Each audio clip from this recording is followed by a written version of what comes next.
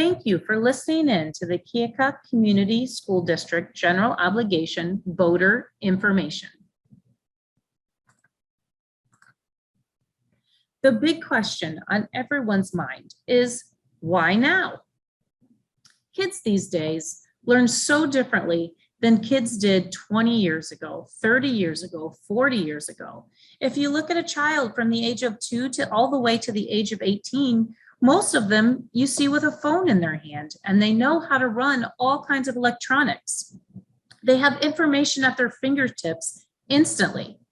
So to keep up with kids in the way that they engage and learn, we've got to change the way education is presented to them so that they can be successful. The real focus has been on collaborative learning spaces. Something our business partners have really told us that they want is kids that can learn together in groups and collaborate in groups to come up with solutions to problems. We have small group learning spaces such as Talented and Gifted, our special education, Title, English language learners, at risk, and just this normal academic intervention that happens every day in the classroom. These groups need small group learning spaces so that they can help work with students in a non-disruptive environment so that that student can be successful and learn the information that they need to move on to the next section. When you look at buildings back that were built 20, 30, 40 years ago, special education students weren't necessarily in the classroom. But now they've realized that those special education students, they need to be in the classroom. They need to be around their peers, and it's best for them in their learning environment. Most of the buildings were built with not that in mind, to where a wheelchair can fit inside a classroom with the addition of 20 other desks.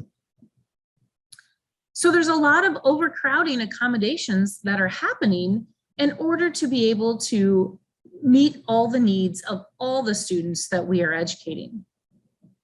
If you've been someone that's been looking at the interest rates to refinance your home, you'll know that interest rates are at an all-time low. So right now, borrowing money is extremely cheap. The school tax rate is also at a 20-year low. It's quite possible it could be at a more year low, but 20 years is all the information I currently have. The district's financial health is extremely strong. We've worked very hard and to be very good stewards of your money. And we've worked diligently to build up our cash balances and to put ourselves in such a good position to be able to do something like this when the time was right, with low interest rates in mind as well. As we look at our facilities, one building in particular we know is approaching 100 years old and has become very inefficient. So let's talk about the facilities assessment. This is a process that the district has gone through to help us prioritize what needs to be done with our facilities in the district. Back in 2015, there were 4 groups that came to the school board to give presentations on the facilities and what they thought was the highest priority at the time. After the board listened to those presentations, they did decide that they wanted to go through a formal process to help prioritize what would be the highest needs of the district and where to focus the next project at. Therefore, we hired Carl A. Nelson to help lead us in this process. They helped us to hire a group of architects, SVPA, and they went through every building on our facility to look at the piping, the electrical, the usage of the facilities utilization, and gave us a great report as to what they felt were the needs of the district. They looked at things such as the handicap accessibility, the life and safety security building codes at each building. They interviewed staff, they interviewed the administrators, they interviewed the teachers, they interviewed the cafeteria, the maintenance people. They wanted to know what was needed to help educate these students in a better way. They evaluated all the life expectancy of the equipment to find out what was coming upon its end of useful life and what we really need to be replacing in the very near future. And then after they came back to us with all the recommendations, of course, the next thing to look at is how much does it cost? So they helped give us a budget number to that as well. So there's 4 main areas or buildings that we're going to discuss a little bit greater detail, and these became the highest priorities from the facilities assessment. At the high school, it was determined that the band and show choir really didn't have adequate space for their educational needs. It was really hard to have the space to practice the way that they need to practice for their extracurricular activities outside of the normal school day, in addition to even just storing the band equipment and all the instruments that they use. At George Washington, we have no dedicated art or music room. Sometimes art is on a cart, and that goes from classroom to classroom. And so we've made it work the best that we can, but it's just not the best environment for those students. They have a lack of small group learning space, and they're also making overcrowding accommodations. Hawthorne, when we look at there, we are using every classroom that we have available at Hawthorne currently. So if we would have a class come through and need an additional section for a grade, we would be unable to add that. Therefore, that would mean higher class sizes. They have a lack of small group learning spaces and are also making overcrowding accommodations. When we look at the building Torrance that currently houses our preschool, they have only 3 usable classrooms because preschool, per the state law, cannot be on the 2nd floor. We are using all 3 classrooms that we currently have on the 1st floor without the ability to expand, and we know that there's more kiddos that we could be educating. They have a lack of small group learning space and are using every nook and cranny, every closet that they can in order to provide services to kiddos when they're needed. They're also making overcrowded accommodations. One thing that was looked at was how can we improve the secure entrances at all of our buildings? We would like to direct all the traffic into the office upon entry and remove all visitor access to the hallways. Therefore, when someone comes into the building, they cannot just go down any hallway that they want. We would like to do this at every building, and we would like to use, should the GO bond pass, we would use the funds from that in addition to funds with the 1-cent sales tax and the PEPAL funds in order to make those capital improvements to the entrances. As we look at Calvert Stadium, we can see that we have some severe deterioration that is occurring. If you look at the picture on the left, that is the upper section of Calvert Stadium on the home side. We would like to redo this entire section, replace all of the upper section of the bleachers, the press box, the concession stand, and also the restrooms so that we can make them handicap accessible. If you look at the right side, you will see that that is the stairs on the upper section seating. This section of seating is actually almost 60 years old. So I would definitely say that we got our money's worth with this addition. If you can see, when that was put together, it was 2 concrete forms and they were put together right there at the steps. Over the years, it has shifted into where it now has created quite a tripping hazard. We would also like to bring this handicap accessible as well and have some more designated seating for our disabled guests. Let's look a little bit more at the high school. If you've been listening to the board meetings, you would have seen that we have proceeded forward with some plans for a high school music addition. You can look that it has educational space for the choir and an educational space for the band. Our architects have tried to make this building to be the Keokuk K. Also in the building, you can see that there is some small group space that can be utilized by the ensemble groups, or potentially a group such as the speech group can come in and use these rooms as well for some additional practice space. Once the choir and the band are moved out of their current location at the high school, we would then like to reuse that area and turn that into the secure entrance. If you look on the picture all the way over to the left, that is where the current entrance is now. That area will become an exit only, and all traffic will be directed to enter under the new high school sign into the office. If you look at the picture to the left, you can see that there would be a vestibule that students and staff and visitors will all be directed into.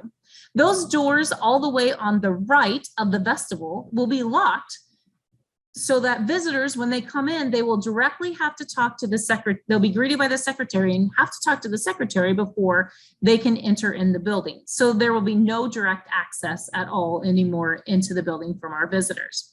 We will also put our student resource officer in this location so that they can be there anytime that they think that there might be something that they're concerned about. Also, we would add a multi-purpose room, which would allow us for some more small groups to practice, such as the Little Feathers or the Cheer Squad or the Winter Guard, as practice space is definitely sometimes hard to come by. Let's look a little closer at Torrance and GW. As we look at Torrance, and as we think about our future growth and what we want to do, we really feel that we need 5 or more classrooms to continue to service all the pre-K kids that are in our district. Eventually, we would like to add 3-year-old preschool in addition to the statewide voluntary 4-year-old preschool that is currently offered. We're looking at Torrance, and it's really approaching the end of its useful life. As I stated before, it is almost 100 years old, as it was built in 1924. It does have a lack of small group learning space and the ability to put people there, such as our speech people who come from the AEA, or just needing to pull a kiddo out so that they have a little bit of space if they're potentially needing some time to calm down. This building is also not handicap accessible.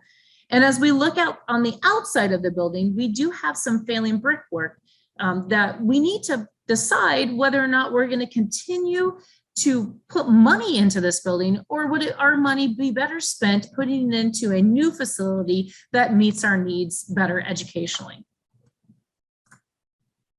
As we look at GW, we have no dedicated space for art or music, as we stated before.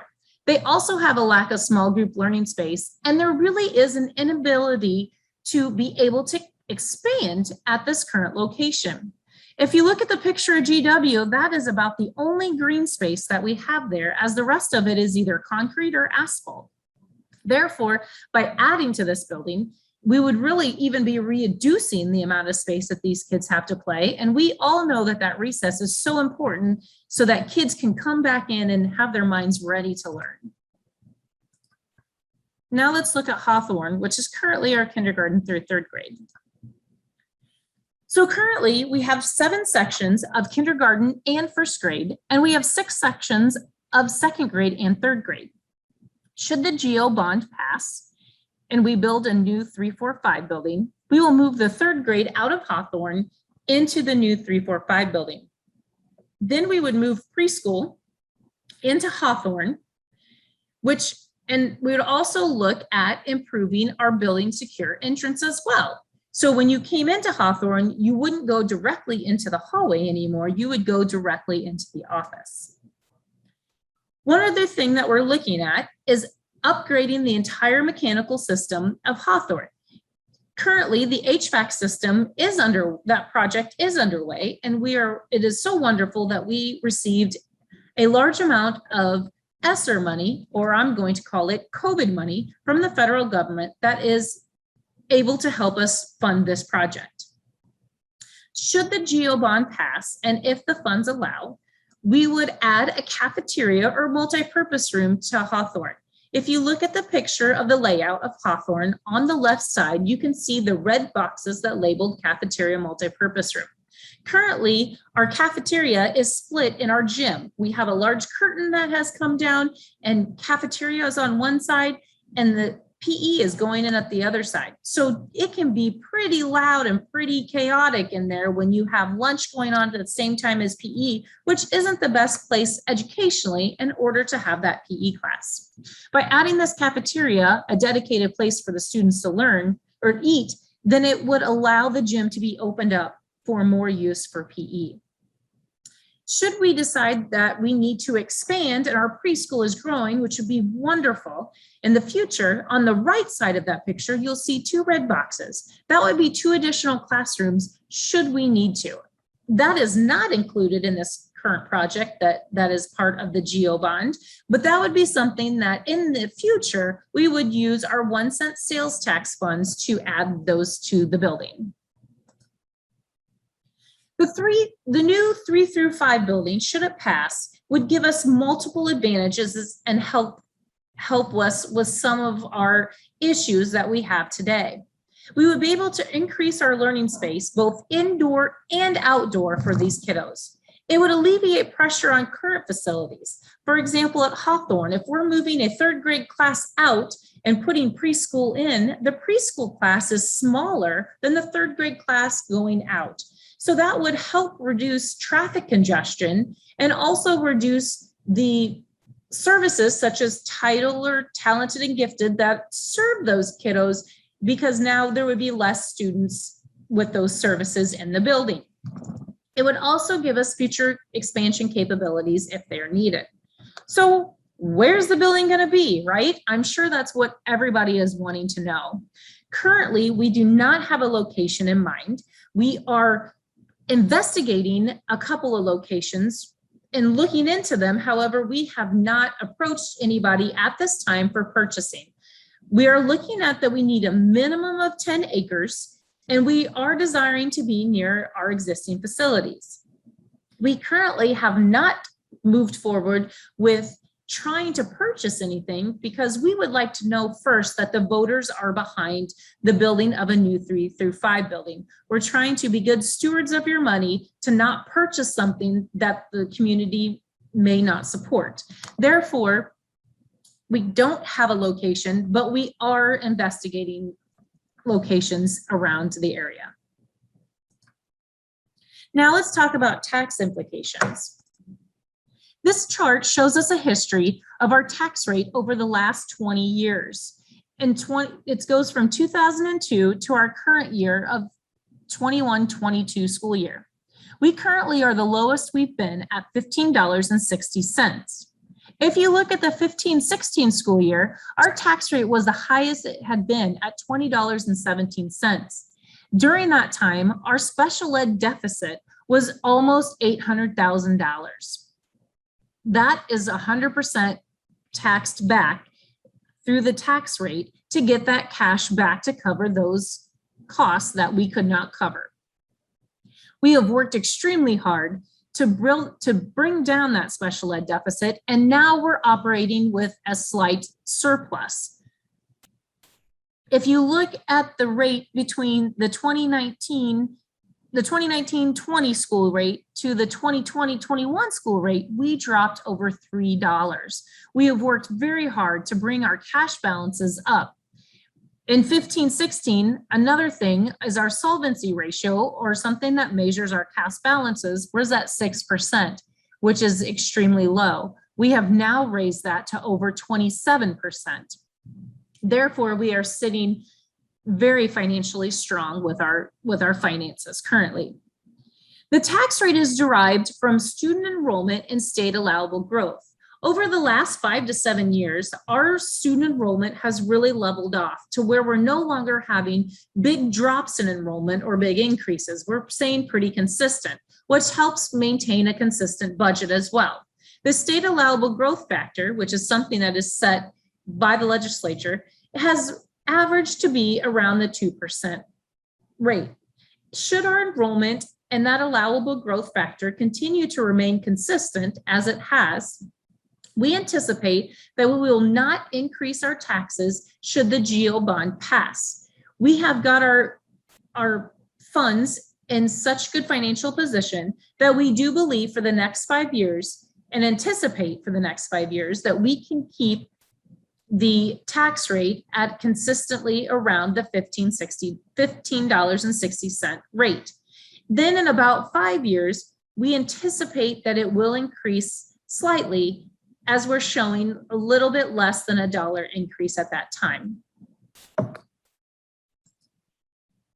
This is the petition language. I won't read through it, but should you have signed the petition to get the GO bond on the vote, on the ballot for the September 14th, this is what you would have seen. So let's look at the projects that are on the ballot. These are in order of priority that was determined through the facilities assessment process that the board completed just recently. The first one is the music addition at the high school and the improved secure entrance. That total project is estimated to be $4.5 million to start in the fall of 2021. The new grade 3 through 5 building is projected at $17.6 million with a projected start of winter of 2021. Now, the projected start of winter of 2021 would be when we would start to hire the architects and start the planning process. The planning process for the new 3 through 5 building will potentially take 12 to 18 months, as we want to get all stakeholders' opinions and thoughts in this. We want to make sure that the school district and the community are developing and designing this building together to meet our educational needs and to be something that the community is really proud of. Calvert Stadium upgrades, the total project is estimated to be $1.4 million with a start of fall of 2023. Again, in the fall of 2023 would be when we would start the process of hiring the architects and the engineers to help us design that upgrade. Hawthorne, if funds allow, is projected to be $1.9 million. That would start in the fall of 2024. Again, with the hiring of architects and starting that planning process. The vote is on September 14th. Polls are open from 7 a.m. to 8 p.m. There are 2 polling locations, the Heritage Center and the First Christian Church. Should you have any additional questions, please do not hesitate to call the district board office at 319-524-1402. And you're welcome to ask for Heidi Harness, the business manager, and I will be happy to answer any additional questions that you have. Thank you for listening.